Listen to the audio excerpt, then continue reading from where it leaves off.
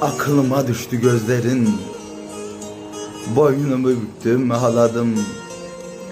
Elveda dediğin yerin yanına çöktüm ağladım. Anılar gezdi kanımda, seni aradım yanımda. Tesbih gibi her anımda hasreti çektim ağladım.